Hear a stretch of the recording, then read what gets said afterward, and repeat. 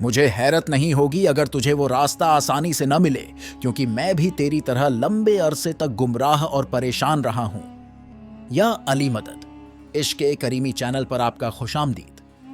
شاید ناصر خسرو رحمت اللہ علیہ کے دفتری فرائض ان کے خواب کے بعد 4 سے 6 ہفتے تک جاری رہے۔ اس دوران انہوں نے خواب کے معنی سمجھنے کی کوشش کی۔ کسی مقام پر آپ نے سب چھوڑ کر جانے کا فیصلہ کیا اور پھر اپنے گھر مرو پہنچ کر اس کا اعلان کیا۔ 1.5 مہینے بعد آپ ایک بھائی اور ایک نوکر کے ساتھ روانہ ہو گئے۔ آپ نے اپنا سفر 23 شعبان 437 ہجری 5 مارچ 1046 کو شروع کیا اور نشاپور کے عظیم شہر کے لیے روانہ ہوئے۔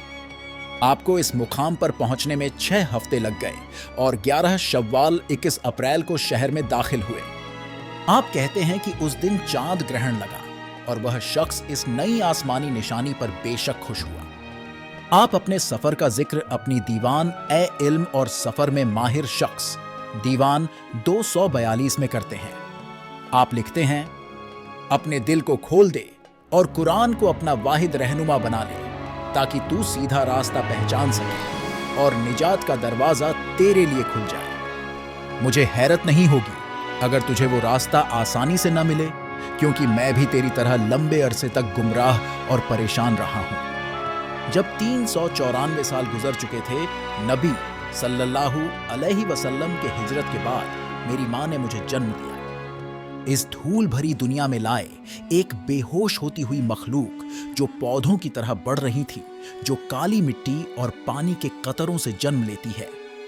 آپ بتاتے ہیں کہ انہوں نے اپنی ذہنی طور پر منظم تلاش حکمت کا آغاز 42 سال کی عمر میں کیا۔ ایک ایسی تلاش جو کتابیں پڑھنے اور مختلف کاموں میں ماہر لوگوں کی باتیں سننے پر مبنی تھی، جس میں فزکس اور میٹا فزکس دونوں شامل ہیں۔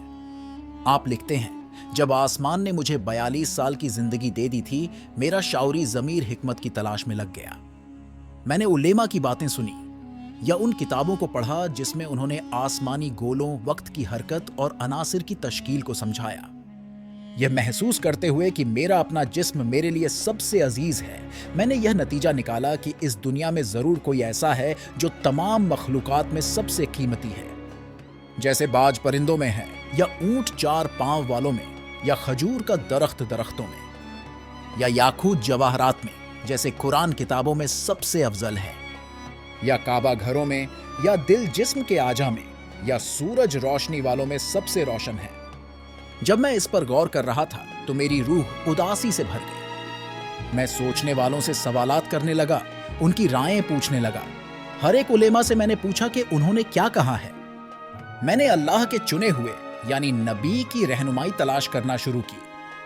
لیکن جب میں نے اپنے استادوں سے دین کے مختلف احکام کے وجہ یا قرآن کے وہ آیتیں جن پر یہ مبنی ہیں ان کے بارے میں پوچھا تو کوئی بھی مددگار ثابت نہ ہوا۔